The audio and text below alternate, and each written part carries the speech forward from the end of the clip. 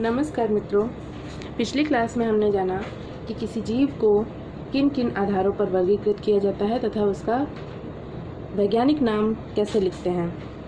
आज हम अध्याय 2 जीव जगत का वर्गीकरण पढ़ेंगे। जीव जगत के वर्गीकरण को कैरोलस लिनियस ने बताया था कि कैसे किन किन कैटेगरीज के आधार पर हम किसी जीव को वर्गीकृत करते हैं। तो अभी तो हमने ये जाना कि किन कैटेगरीज के आधार पर किसी भी एक जीव को, पर्टिकुलर जीव को किस वर्ग और संघ और गण में रखते हैं और कैसे उसका नाम लिखते हैं। अब आज हम ये जानेंगे कि संपूर्ण जीव जगत को कैसे वर्गीकृत किया गया है।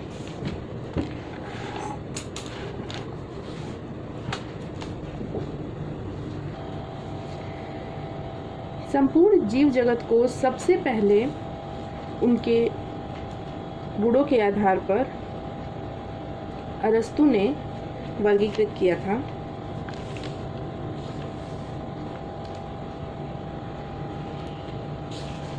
सबसे पहले सर्वप्रथम अरस्तु ने जीवों को उनके आकारिकी गुणों के आधार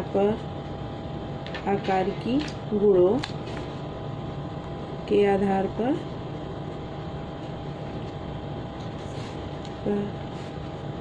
दो भागों में बांटा था।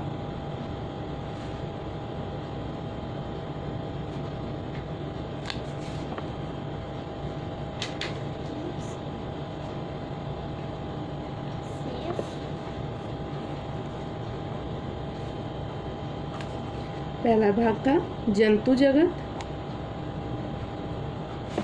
दूसरा पादप जगत या वनस्पति जगत।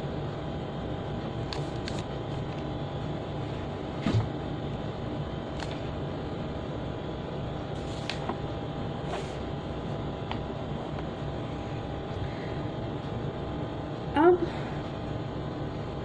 उन्होंने ये वर्गीकरण लाल रक्त कणिकाओं की उपस्थिति और अनुपस्थिति के आधार पर किया था। जिनके अंदर आरबीसी थी, लाल रक्त कणिकाएं थी, उनको जंतु जगत में रख दिया और जिनके अंदर नहीं थी उनको पादप जगत में रख दिया। कहने का मतलब है उन्होंने एक तरह से मान ले तो खून रक्त के आधार पर और आवास के आधार पर और गुणों के आधार पर बांटा था, जंतु जगत में और पादप जगत में। फिर कैरोलस लिनियस के काल में लिनियस ने ये जो था इसे किसने दिया था, इसको अरस्तु ने दिया था। और फिर कैरोलस लिनियस के काल में लिनियस ने क्या दिया था, लिनियस ने बताया, इसे ही एनिमलिया और प्लांटी के नाम पे बांट दिया। इस जीव जगत को लिनियस ने एनिमलिया यानी कि एनिमल्स यानी कि जंतु और प्लांटी यानी कि पौधे में बांट दिया। सॉरी। अब लंबे समय तक तो इस तरह से जाना गया, लेकिन यह पर्याप्त नहीं थी सभी जीवों के लिए। ये चीज़ें इस तरह से एनिमल और प्लांट, क्योंकि कुछ एक्सेप्शंस भी होते थे जो दोनों ही गुण प्रदर्शित करते थे, तो ये पर्याप्त नहीं था। सिर्फ एनिमलिया और प्लांटी में ही जीव जगत को बांटना पर्याप्त नहीं लगा। तो वैज्ञानिकों ने क्या किया कि कुछ और उपाय ढूंढे कि क्या किया जाए ऐसा कि जो इस तरह के प्लांट्स हैं जो और इस तरह के जीव हैं जो दोनों गुण प्रदर्शित करते हैं उनको कैसे रखें। तो उसके लिए क्या किया उन्होंने कि एक नए वैज्ञानिक आए, R.H. विटेकर नाम था उनका। कौन से सन में? सन 1969 में R.H. Whittaker RH. विटेकर नामक वैज्ञानिक ने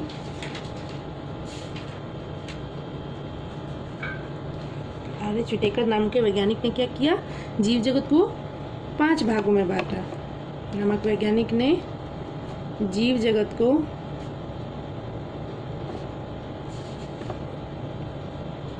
5 भागों में बांट दिया।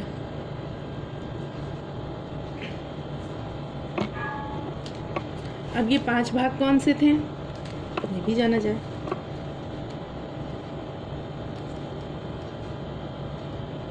ये हो गया जीव जगत, और ये 5 भागों को हम समझते हैं। 5 भाग था। पहला भाग था मोनेरा। क्या था? मोनेरा।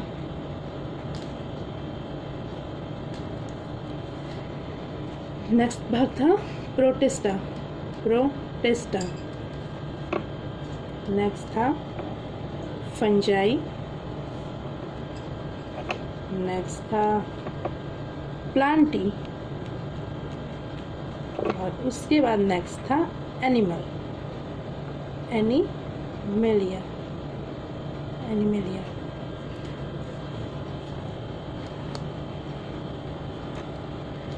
सन 1969 में आर.एच. विटेकर नाम के, ये बहुत इम्पॉर्टेंट है कि कई बार पूछा भी जाता है कि 5 जगत में किस वैज्ञानिक ने जीव जगत को बांटा। तो आर.एच. विटेकर नाम के वैज्ञानिक ने जीव जगत को 5 भागों में बांटा। वो 5 भाग कौन कौन से थे? मोनेरा, प्रोटिस्टा, फंजाई, प्लांटी और एनिमेलिया।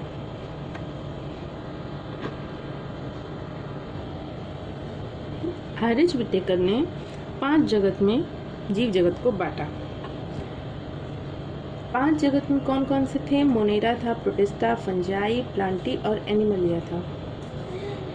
अब हम ये जानते हैं कि इन जगतों में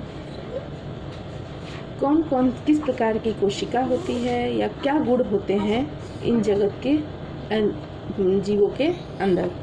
कोशिका का जो प्रकार होता है मोनेरा जगत के जीवों में वो प्रोकैरियोटिक होता है, और प्रोटिस्टा जगत में यूकैरियोटिक होता है।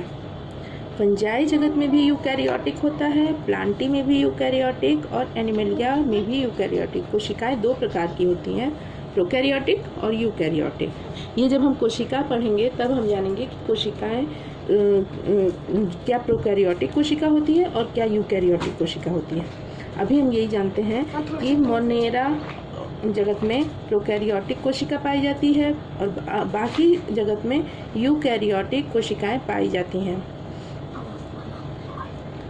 अब कोशिका भित्ति यानी सेल वॉल, जो मोनेरा जगत के जीव होते हैं उनमें जो सेल वॉल होती है वो उपस्थित होती है, और उसमें क्या क्या किस चीज़ की वो सेल वॉल बनी होती है? पॉलीसेकेराइड, बहुत शर्करा और अमीनो एसिड से मिल करके बनी होती है मोनेरा जगत के जीवों में। प्रोटिस्टा जगत के जीवों में सेल वॉल उपस्थित होती है, कुछ में उपस्थित होती है और कुछ में नहीं होती है। आगे जानेंगे कि किस में उपस्थित होती है और किस में नहीं होती है, ये विधिवत हम आगे जानेंगे व्याख्यान, जब आगे और अध्याय में हम आगे बढ़ेंगे तब हमें ये पता चलेगा किस में उपस्थित और किस में अनुपस्थित होती है। अभी इतना जानते हैं कि कुछ में होती हैं और कुछ में अनुपस्थित होती हैं। फंजाई जगत के जीवों में सेल वॉल उपस्थित होती है लेकिन काइटिन से बनी होती है। यहाँ पे उपस्थित थी तो पॉलीसेकेराइड और अमीनो एसिड से बनी थी मोनेरा में, पर फंजाई में काइटिन से बनी हुई होती है, इसमें सेलुलोज नहीं होता है। प्लांटी जगत में जो प्लांटी जगत में जो पौधे आते हैं, जो जीव तो नहीं, प्लांटी जगत में पौधे ही आते हैं, और इसमें जो सेल वॉल होती है वो सेलुलोज की बनी होती है। एनिमेलिया जगत में सेल वॉल अनुपस्थित होती है, इसमें सेल वॉल नहीं होती है। केंद्रक झिल्ली, अब जो केंद्रक होता है कोशिका में के अंदर एक केंद्रक होता है, उस केंद्रक पे जो झिल्ली पाई जाती है वो देखते हैं कि किस जगत के जीव में कैसी होती है, कहाँ उपस्थित होती है और कहाँ अनुपस्थित। मोनेरा जगत के जीवों में केंद्रक झिल्ली अनुपस्थित होती है, प्रोटिस्टा में उपस्थित होती है, फंजाई में उपस्थित होती है, प्लांटी में भी उपस्थित होती है और एनिमलिया में भी उपस्थित होती है। शरीर की संरचना समझते हैं कि कैसी होती है। मोनेरा जगत के जीवों में शरीर की जो संरचना होती है कोशिकीय होती है, यानी कि जो शरीर बना होता है वो कोशिका का होता है, बहुत बड़ा नहीं होता है, एक कोशिकीय होती है। यूकैरियोटिक में एक कोशिकीय और बहुकोशिकीय, कभी कभी बहुकोशिकीय हो सकती है पर एक कोशिकीय अधिक होती है।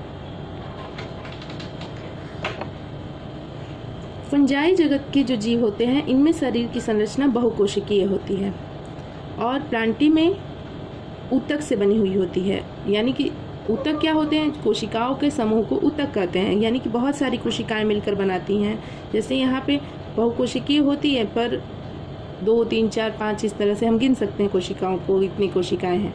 लेकिन यहाँ पे ऊतकों का समूह जो एक पूरा अंग बनाता है, अंग से ऊतक मिलकर के अंग बनाता है। तो प्लांटी जगत में औतिकीय होती है और एनिमलिया में भी औतिकीय होती है शरीर की संरचना।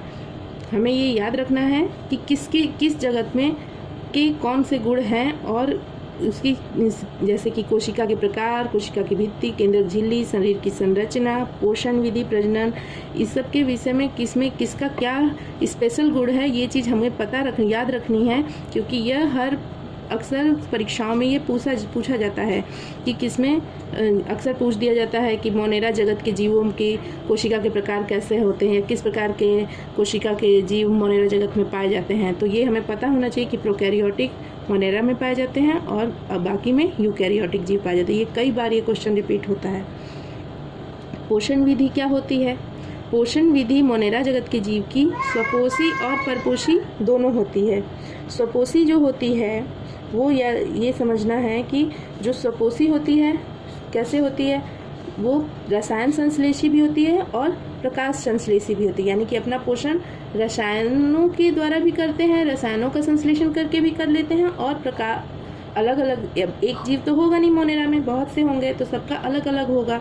तो कुछ जीव क्या होते हैं कि अपना पोषण कैसे करते हैं? रसायनों के संश्लेषण से या प्रकाश संश्लेषण से कर लेते हैं, जो स्वपोषी जीव होते हैं। लेकिन जो परपोषी जीव होते हैं वो मृतपोषी अथवा परजीवी होते हैं, यानी मरे हुए पदार्थों पर निर्भर करते हैं। मरी हुई सड़े गले पदार्थों पर मृतपोषी होते हैं अथवा पैरासाइट होते हैं, परजीवी होते हैं, जो कई बार दूसरे जीवों पर निर्भर करते हैं। तो इसमें मोनेरा में दोनों तरह के जीव पाए जाते हैं, जो कि स्वपोषी भी होते हैं, परपोषी भी होते हैं। प्रोटिस्टा में भी ऐसे ही स्वपोषी जीव होते हैं और परपोषी होते हैं, लेकिन यहाँ रसायन संश्लेषी नहीं होते हैं, यहाँ प्रकाश संश्लेषी होते हैं। जो भी स्वपोषी जीव होंगे प्रोटिस्टा में वो प्रकाश संश्लेषी होंगे। और परपोषी तो हम समझ ही गए कि परपोषी का मतलब है दूसरों पर निर्भर रहे। पर आगे देखते हैं फंजाई जो होते हैं। फंजाई का मतलब है फंगस, यानी कि वो परपोषी होगा, डिपेंड करेगा। कवक का मतलब डिपेंड करेगा दूसरे पर। जैसे ब्रेड पे होता है फफूंद जो होती है, ब्रेड पे फफूंद लग जाती है तो उसे कहते हैं ना फंगस हो गए हैं, फंगस सूख गए हैं। कई बार कहा जाता है हाथों पे या नेल्स वगैरह पे फंगल इन्फेक्शन हो गया है, दांत खाज खुजली हो जाता है तो उसे हम फंगस कहते हैं। वही फंजाई है, वही जीव हैं जिनकी वजह से हमें इस तरह के जो रोग होते हैं, पैरासाइट होते हैं। तो ये क्या कहलाते हैं? परपोषी होते हैं। इस फंजाई के अंतर्गत आने वाले कोई भी जीव होंगे वो परपोषी होंगे। प्लांटी का मतलब होता है जो पौधे, तो पौधे अपना भोजन स्वयं बनाते हैं प्रकाश संश्लेषण के द्वारा। ये प्रकाश संश्लेषी होते हैं, स्वपोषी होते हैं, अपना खाना खुद बनाते हैं। एनिमलिया में परपोषी ही होते हैं। अब आप कहेंगे कि हम भी तो अपना खाना एनिमल्स में आते हैं और हम भी तो अपना खाना खुद बनाते हैं। जी नहीं, हम भी पौधों पे या जीवों पर निर्भर रहते हैं कि वो हमें जो खाना देंगे हम वो खाते हैं। अगर हम सब्जी बनाते हैं तो कुकर में सब्जी बनाने का मतलब नहीं कि हम अपना खाना खुद बना रहे, वो स्वपोषण नहीं हुआ। वो सब्जी कहाँ से आई? वो सब्जी आई पौधों से। तो हमें जो बेसिक जो उसके कंपोनेंट्स हैं वो हमें प्राप्त हुए दूसरे से, तो वो होता है परपोषण। और जो पौधे हैं वो सूर्य के प्रकाश से अपना खाना बना के खाते हैं, अपने खाने से अपना पोषण कर लेते हैं। लेकिन हम तो पौधों से या जीवों से अपना खाना प्राप्त करते हैं, इसीलिए एनिमल्स जो होते हैं वो परपोषी होते हैं। प्रजनन, अब प्रजनन कैसे करते हैं? मोनेरा में के जो जीव होते हैं वो आपस में संयुग्मन करते हैं। संयुग्मन का मतलब हुआ कि जो उसके रिप्रोडक्टिव पार्ट्स होंगे वो आपस में, जो सेल्स होंगी आपस में जुड़ करके एक नए जीव का निर्माण करेंगी। प्रोटिस्टा में युग्मक संलयन होता है। युग्मक आगे जब हम प्रजनन पढ़ेंगे तो उसके विषय में जानेंगे कि युग्मक क्या होते हैं। Gametes, male gametes, female gametes होते हैं। मेल युग्मक, नर युग्मक, मादा युग्मक मिल करके जनन करते हैं और कभी कभी संयुग्मन भी होता है। फंजाई में निषेचन होता है, फर्टिलाइजेशन होता है। निषेचन को इंग्लिश में फर्टिलाइजेशन कहते हैं। मेल और फीमेल आपस में मिल करके एक नए जीव का निर्माण करते हैं तो निषेचन कहलाता है। मेल रिप्रोडक्टिव पार्ट और फीमेल रिप्रोडक्टिव पार्ट से जो सेल्स निकलती हैं उससे मिलने से निषेचन होता है और नया जीव बनता है। प्लांटी में भी इसी तरह से निषेचन होता है। एनिमलिया में भी निषेचन होता है। तो हमने ये बेसिक गुण हैं, ये आधारीय गुण हैं जिन्हें याद रखना बहुत ज़रूरी है। इसे इस तरह से चार्ट के आधार पे हम याद कर समझते हैं और फिर आगे हम पढ़ेंगे कि किस जगत का क्या गुण है, कौन से जीव आते हैं। आगे हम और समझेंगे इसको। अभी हम इतना अच्छे से समझ गए हैं कि कि प्रजनन कैसे होता है, पोषण विधि कैसे होती है, शरीर की संरचना क्या होती है, झिल्ली केंद्रक झिल्ली कैसी होती है, कोशिका भित्ति कैसी होती है और कोशिका प्रकार कैसा होता है। इस वर्गीकरण की ज़रूरत क्यों पड़ी? इस वर्गीकरण की ज़रूरत हमें इसलिए पड़ी क्योंकि पहले जो थे, जो ये फंजाई और जिम्नोस्पर्म, मॉस, फर्न, नीली हरी शैवाल, बैक्टीरिया, ये सब थे। इन्हें कहाँ रखा गया था? पौधे, प्लांटी के अंदर रखा गया था, पौधों के अंदर रखा। एनिमलिया और प्लांटी दो ही वर्ग बांटे गए थे, जिसमें पहले एनिमल में जो जीवों जैसे लक्षण थे उनको एनिमल में रख दिया गया था और जो पौधे जैसे लक्षण थे जिनके अंदर, उन्हें पौधों में रख दिया गया था, प्लांटी में रख दिया गया था। तो कुछ ऐसे जीव थे जो दोनों गुण प्रदर्शित करते थे, तो उनको भी पौधों में ही रखा गया था। तो अब उन्हें अलग अलग समझने के लिए इस 5 जगत वर्गीकरण की हमें आवश्यकता पड़ी। और ये दिया किसने था? इसे दिया था R.H. विटेकर नाम के वैज्ञानिक ने। अब हम जानते हैं कि मोनेरा जगत के अंदर क्या आता है। इस अध्याय में हम 3 भागों को जानेंगे। मोनेरा, प्रोटिस्टा और फंजाई के लक्षणों का अध्ययन करेंगे। और एनिमलिया और प्लांटी बहुत ही ब्रॉड है, बहुत ही बड़े जगत हैं, उन्हें हम आगे के अध्यायों में अध्ययन करेंगे। इस अध्याय में जानते हैं कि मोनेरा, फंजाई और प्रोटिस्टा में कौन कौन से जीव आते हैं, उनके क्या लक्षण होते हैं, इसको विस्तार से पढ़ते हैं। अब हम समझते हैं कि मोनेरा जगत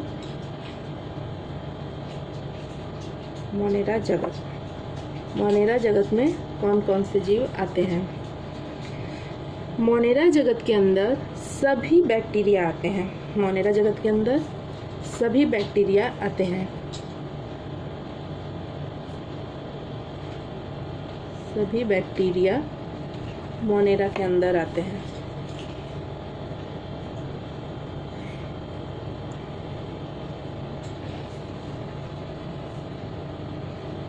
थोड़ी सी मिट्टी को अगर लेके हम देखते हैं तो बहुत ही अलग अलग प्रकार के, अलग अलग तरह के बैक्टीरिया दिखते हैं।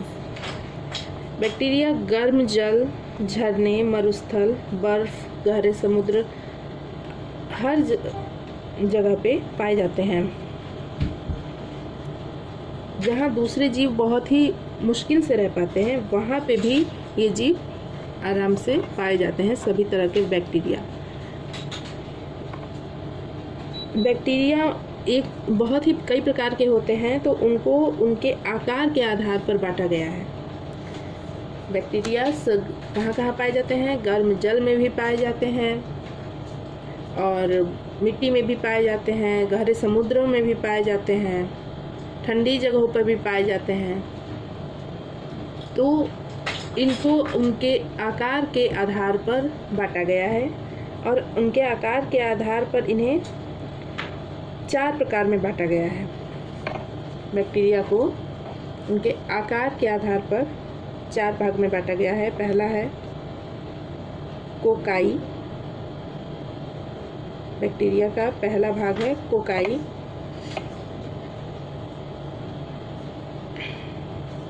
जो कोकाई है वो कैसा होता है? गोल होता है, गोलाकार। कैसा होता है? गोलाकार। उसे हम कहते हैं कोकाई या कोकस। अब दूसरा भाग है बैसिलस, बैसिलाई। बैसिलाई या बैसिलस।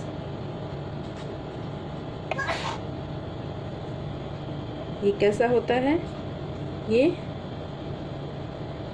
छड़ के आकार का होता है, छड़नुमा, यानी कि दंडाकार या छड़नुमा। इसे कर देंगे छड़ाकार, सॉरी छड़ाकार या दंडनुमा या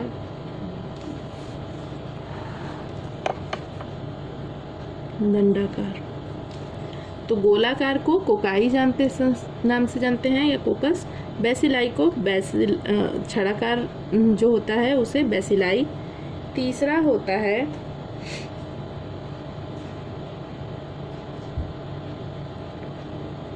कॉमा के आकार का, जिसे विब्रियो कहते हैं। विब्रियो यानी कि कॉमा के आकार का होगा। ये कॉमा के आकार का होगा। कैसा होता है? कॉमा के आकार का, से विब्रियो। और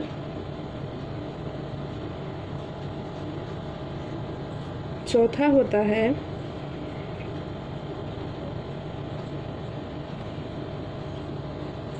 सर्पिल आकार का, या इसे स्पाइरलम भी कहते हैं।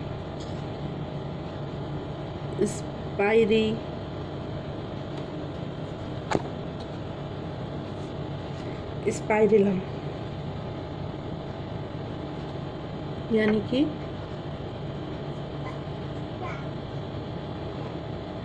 ये सर्पिल आकार का होता है।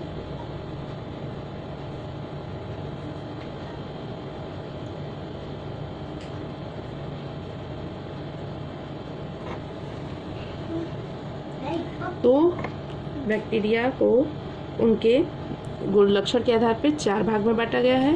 कोकाई गोलाकार, बैसिलाई छड़ाकार, विब्रियो कॉमा के आकार का, स्पाइरलम सर्पिल आकार का। जितना ही ये आकार के आधार पे सरल है, उतना ही इनका व्यवहार अत्यंत जटिल होता है। अदर एनिमल्स की तुलना में, अदर जीवों की तुलना में, सॉरी एनिमल्स नहीं, अदर जीवों की तुलना में इनका जो लक्षण होता है वो उनमें बहुत अधिक विविधता पाई जाती है। बहुत अधिक अलग अलग तरह के लक्षण दिखाते हैं। कोकाई अलग लक्षण दिखाएगा तो बैसिलस बिल्कुल उससे भी अलग लक्षण दिखाएगा। जैसे कि ये अपना भोजन अकार्बनिक पदार्थों से संश्लेषित कर लेते हैं।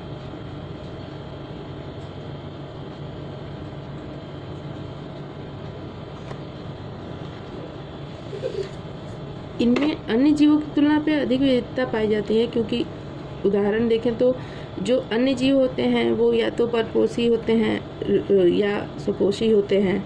ये परपोषी होते हैं, बैक्टीरिया सभी परपोषी होते हैं, लेकिन कभी कभी ये अपना पोषण है वो रसायन संश्लेषी भी होते हैं और प्रकाश संश्लेषी भी होते हैं।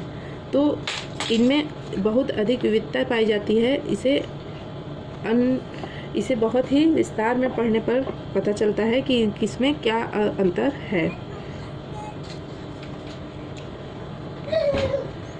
अब हम कुछ प्रमुख बैक्टीरिया के बारे में जानते हैं, जिनमें सबसे पहले आद्य बैक्टीरिया क्या होते हैं ये जानते हैं। आद्य बैक्टीरिया क्या होते हैं? ये जो होते हैं आर्द्र बैक्टीरिया, ये विशिष्ट प्रकार के होते हैं। आर्द्र बैक्टीरिया ये विशिष्ट बैक्टीरिया होते हैं। ये बैक्टीरिया अत्यंत कठिन वास स्थानों में पाए जाते हैं। ये इनका जो निवास स्थान होता है, निवास होता है, वो कहाँ हो सकता है? लवणीय क्षेत्र में, गर्म झरने में। ये बैक्टीरिया आद्य नाम से ही समझ में आ रहा है कि ये सबसे पुराने बैक्टीरिया हैं। और पुराने लोग बहुत ही मजबूत होते थे, बहुत काम करते थे, जैसे मनुष्य में उसी तरह से बैक्टीरियाज में भी होंगे। तो जो पुराने बड़े बुजुर्ग बहुत शरीर से बहुत हष्ट पुष्ट होते थे, वो कहीं भी रह जाते थे, गर्मी सर्दी बरसात सब झेलते थे। उसी तरह से ये बैक्टीरिया भी ऐसे होते हैं जिनका निवास स्थान बहुत ही दुर्गम होता है। कठिन स्थानों पर भी ये सर्वाइव कर जाते हैं। ये लवणीय क्षेत्र में पाए जाते हैं। लवणीय क्षेत्र यहाँ जहाँ पे हैलोजन की मात्रा अधिक हो, आयोडीन, क्लोरीन, इस तरह के जो तत्व होते हैं, हैलोजन तत्व होते हैं, उनकी मात्रा अधिक होती है। तो उन क्षेत्रों को, उस तरह की मिट्टी को क्या कहते हैं जिसमें हैलोजन ज़्यादा पाए जाते हैं? लवणीय क्षेत्र कहते हैं, हैलोफी। तो गर्म झरने ये लवणीय क्षेत्रों में पाए जाते हैं, नोट कर लीजिए। क्षेत्रों में, गर्म झरनों में पाए जाते हैं, गर्म झरनों में। और मैथोजन कच्छ क्षेत्रों में भी पाए जाते हैं, जैसे कि दलदली, मैथोजन के लिए कच्छ क्षेत्र यानी कि दलदली भागों में भी ये पाए जाते हैं।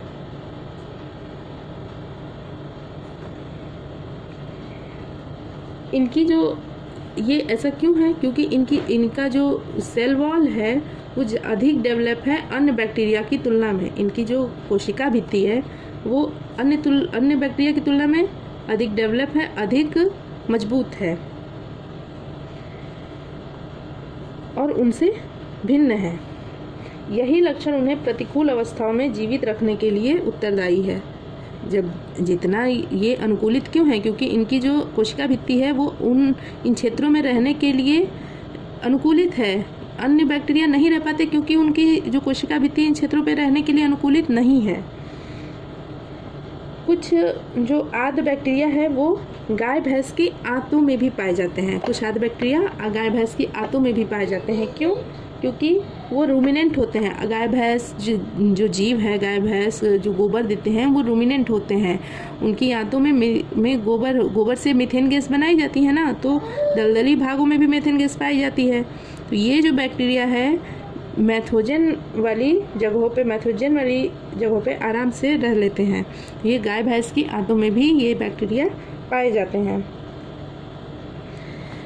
अब समझते हैं। तो हमने जाना कि आज की कक्षा में हमने जाना कि जीव जगत को कितने 5 भागों में बांटा गया है। जीव जगत को कितने भागों में बांटा गया है? 5 भागों में बांटा गया है।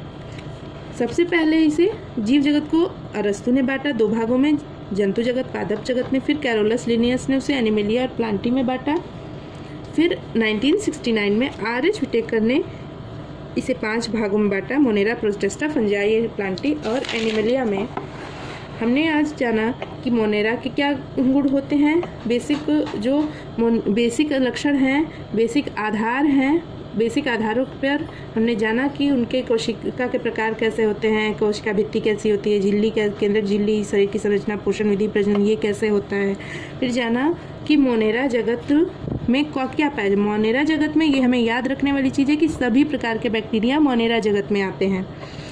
और आर्द्र बैक्टीरिया का निवास स्थान लवणीय क्षेत्र होता है, गर्म झरना होता है, दलदली भाग होता है। ये अक्सर रूमिनेंट पशु जैसे गाय, बकरी, गाय, भैंस, घोड़े आदि में पाए जाते की आंतों में पाए जाते हैं। तो आज की क्लास में हमने इतना जाना। अब आगे की कक्षा में हम जानेंगे कि मोनेरा जगत में और कौन कौन सी जीव पाए जाते हैं और बाकी के अन्य 2 भागों का अध्ययन हम आगे की कक्षा में करेंगे। आई होप कि आप सभी को समझ में आया होगा। जैसा भी हो प्लीज़ मेरे कमेंट में ज़रूर बताएं कि क्या मुझे इम्प्रूवमेंट करने की ज़रूरत है और क्या जानने की ज़रूरत है, क्या और अच्छा करना है। सो प्लीज़ लाइक, सब्सक्राइब और शेयर ज़रूर करें। Thank you.